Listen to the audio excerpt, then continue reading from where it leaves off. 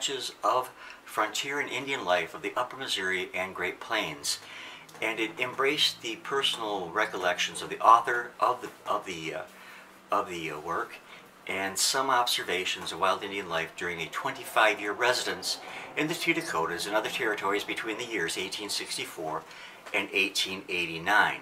Sketches of Frontier and Indian Life was published in 1895. So we're going to take a short trip back through time to the early part of July and here we go. One day in the early part of July 1863, there glided out from the Fort Benton landing a well-built, flat-bottomed boat containing in all 20 men, 1 woman, and a baby, and 1 little girl. They were, for the most part, successful miners and had made their fortunes among the rich placer mines known in those days as bannock. Parties at Fort Benton at the time of launching, and who were familiar with some of the miners, said that in addition to what each of these intending voyagers carried around in their bodies and belts, $90,000, not a small amount back then, in dust was placed in prepared auger holes and tightly plugged in the stanchions of the boat itself. A small cabin was built as a shelter for the woman, her baby, and for the little girl.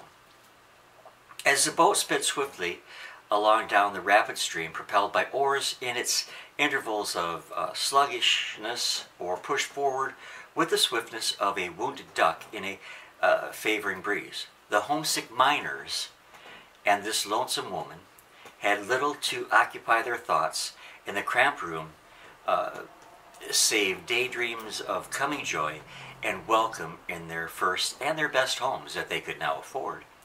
They could tell others heaps of glittering gold as the price of past denials and purchase of future comforts in the new life of indolence and ease. No dark shadow, no bony finger, no feverish dream, no knocks of warning, as far as we may know, stayed the hands or lent dismissal, uncanny thoughts in the minds of this mountain crew as they rode on towards the realm bordering shadowy lands.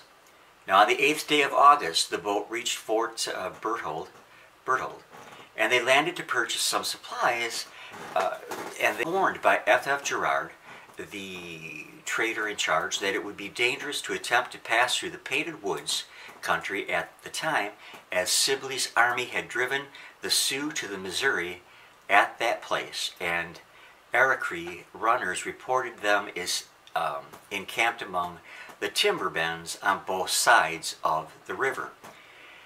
A consultation was held on the boat, and it was finally concluded that this was a trader's ruse to hold them there for extortion purposes.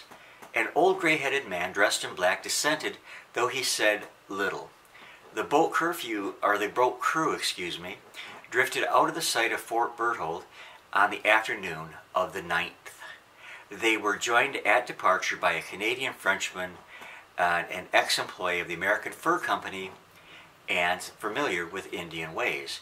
And it has been asserted in this man's possession was the key. So the key was lost, and the seal was unbroken. Now that evening, they encamped near the ruins of old Fort Clark, and one of the first Indian trading posts along the upper Missouri. The balmy August breeze played about the sleepers under the moon's shade at the old ruins. The noisy swirls on the river, the hooting of the owls, lone guardsmen of these decaying habitations, where misery and death had so long mutually sat in imperious sway in the fear-haunted old homes of the Mandans and Araucaries. The cool gray light of morning bid the boat crew cooks prepare the breakfast, and even before the bright light of the morning sun glistened on their oar blades, they had rounded the high bluff and cut banks that marked the creek where the crows and the groves ventures parted, and stood out upon an open river facing the distant domes of the square buttes and the eagerly looked for, though dreaded painted woods had come into view. Now the account continues. During the summer and autumn of 1868, while publishing the Dakota Democrat at Yankton, the old territorial capital, and as an occasional correspondent for the Chicago Times, I made frequent trips in the interest of these two publications among the lower Sioux agencies and some of the military posts established in the territory contingent thereto. Among the most interesting of the agencies at this time was the Santee Sioux, established on the east bank of the Missouri River and a few miles below the rapid Niobrara, empties into its waters in this inland artery. It was this tribe that was responsible for the Indian outbreak of 1862 in the Northwest Prairie region, and commonly known as the Minnesota Massacre. A large majority of the remains of the tribe here gathered were women and children, the males having principally fallen at the hands of avenging troops that hunted them down wheresoever they had fled after the destruction of the settlers of western Minnesota. Now, by some chance, I became acquainted with a small, middle-aged, light complexion, and very intelligent Santee woman known as Red Blanket. And like many others of that tribe, she passed through a terrible ordeal since the morning of the 18th of August, 1862. And in her verbal chronicle of those days, I became interested in her version of the massacre of the mining crew at the mouth of Burnt Creek in the early days of August 1863.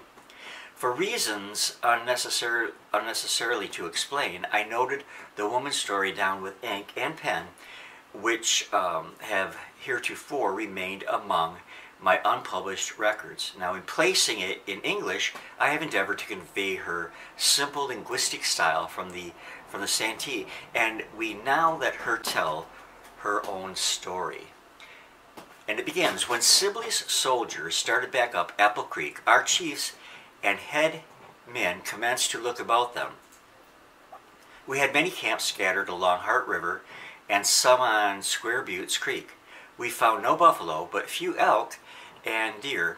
The Unacapas, who had been living there, scared or had killed just about everything.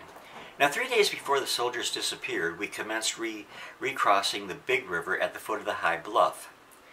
Buffalo were plenty on the east side, and that was why we returned, and we had made a large camp in a deep coulee facing the river with some timber and a long sandbar in the river with some timber and some low willows. Besides our own band were many lodges of both Yanktonese and Sissetons. And I think it was 6 days after our return that in the company of several women we went to the river to bathe and wash some clothes. There was a narrow, swift-running chute near the shore, and beyond this hidden bar there was deep water again. On the morning at the entrance of the chute from the main river sat an old man, a Sisseton, fishing, and the morning was calm. Up the river we could hear voices and the sound of paddles. And after some time a large boat full of people came to view and were drifting near the shore.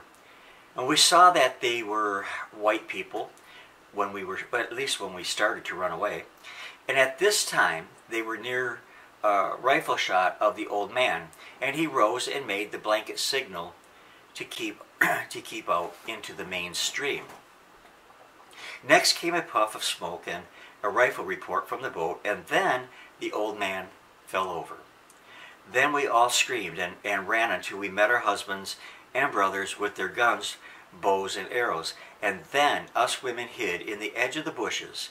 The longboat stopped in shallow water and the entrance of the narrow channel. More of our people came swarming out from the timber, and the shooting became almost continuous when the loud report of a cannon from the boat scared us all.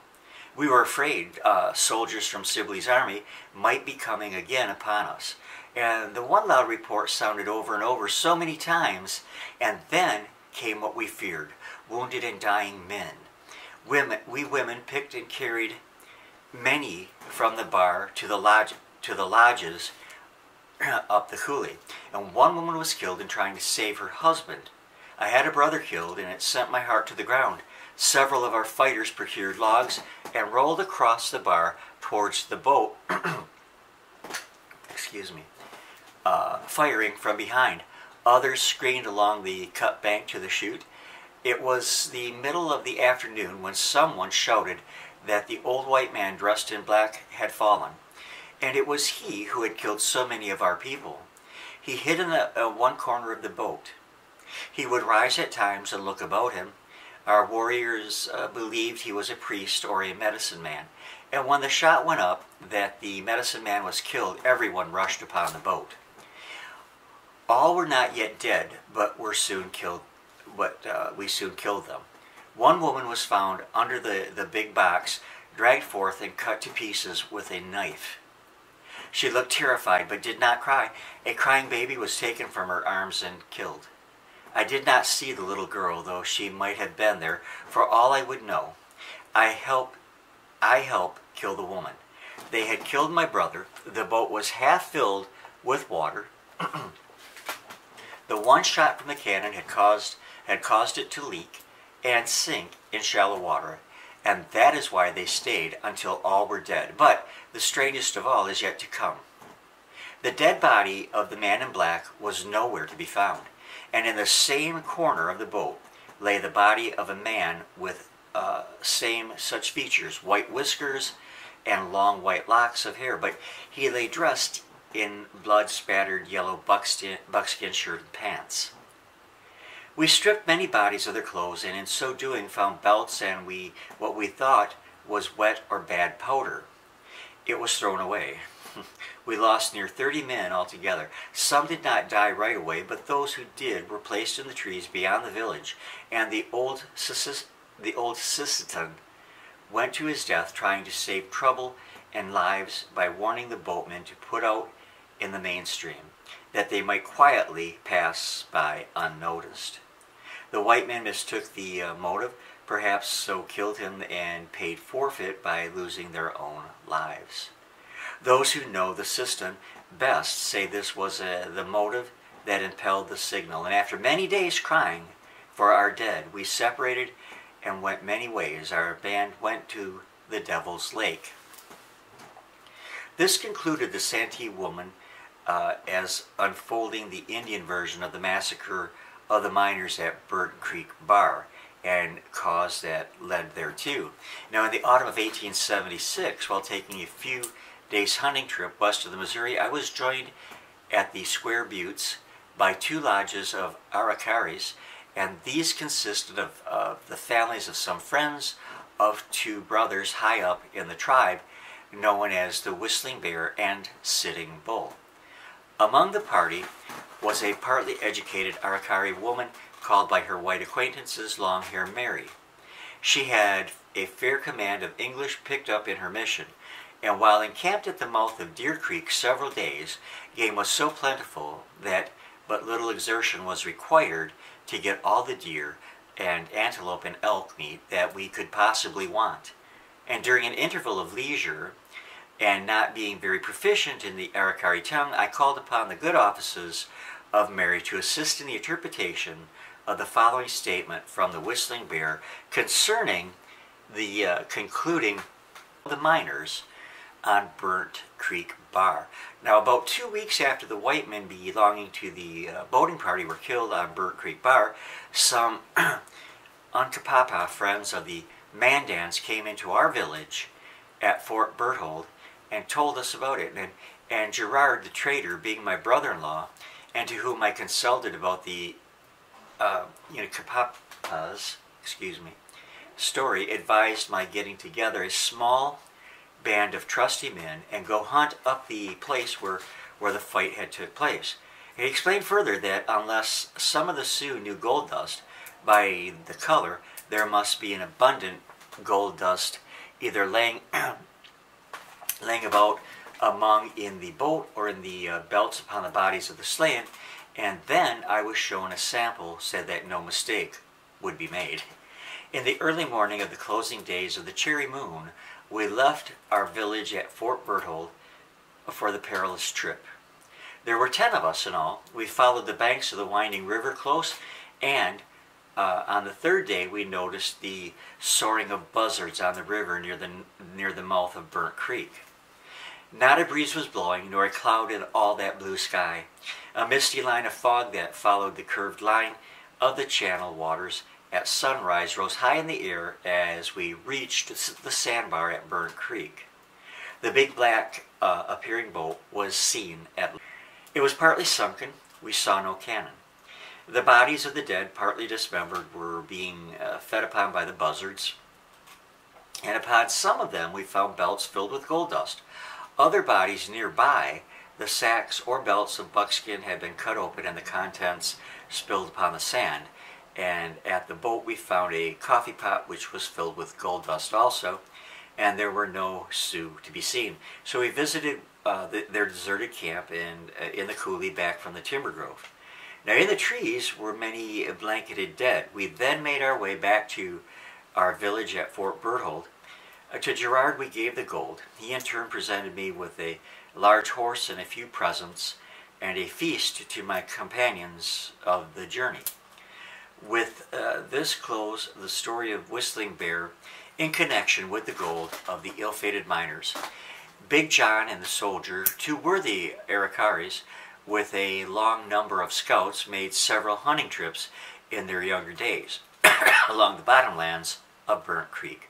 Over the years after the tragedy on the sandbar, the boat of the murdered miners lay embedded in the sand, and to this day, far down in its sand-covered grave, it yet remains and will abide until the Missouri at that point again changes its sand-devouring course, or the greed of gold rise willing hands to uncover the undisturbed and unclaimed gold secreted and buried in the boat's rugged stanchions.